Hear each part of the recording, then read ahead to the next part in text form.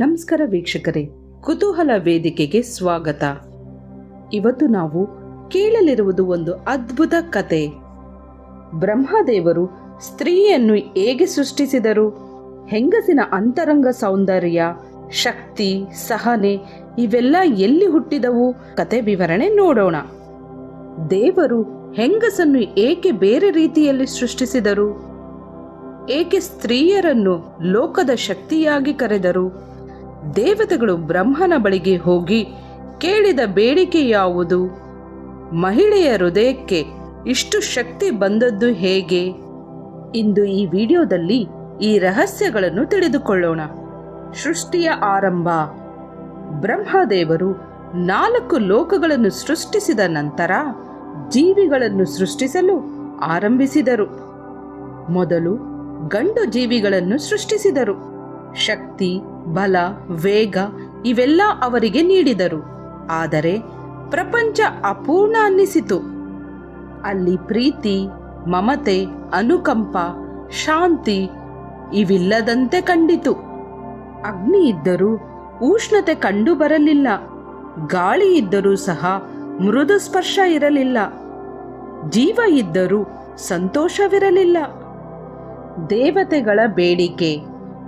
ಎಲ್ಲ ದೇವತೆಗಳು ಬ್ರಹ್ಮನ ಬಳಿಗೆ ಬಂದು ಹೇಳಿದರು, ಬ್ರಹ್ಮದೇವ, ಪ್ರಪಂಚಕ್ಕೆ ಪ್ರೀತಿ ಪೋಷಿಸುವ, ನೋವನ್ನು ಅರ್ಥ ಮಾಡಿಕೊಳ್ಳುವ, ಜೀವನಕ್ಕೆ ಅರ್ಥ ಕೊಡುವ ಒಬ್ಬ ಅನನ್ಯ ಸೃಷ್ಟಿ ಬೇಕು.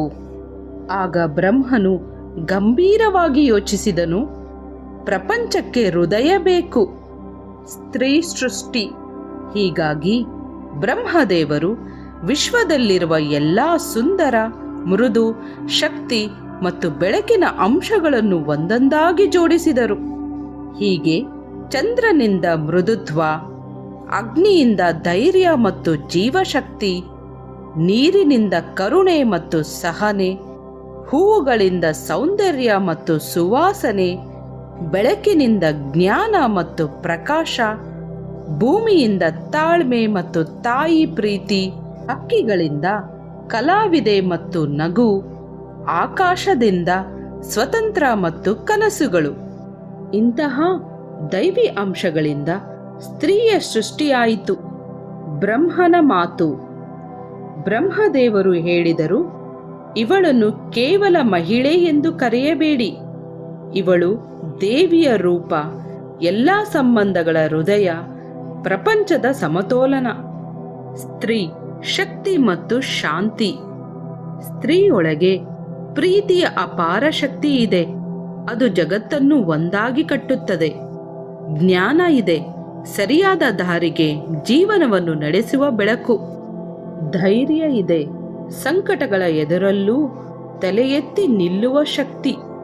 ಸಹನೆ ಇದೆ, ನೋವನ್ನು ಮೌನವಾಗಿ ಜೀರ್ಣಿಸಿ ಶಾಂತಿಯನ್ನು ಉಳಿಸುವ ತಾಕತ್ತು.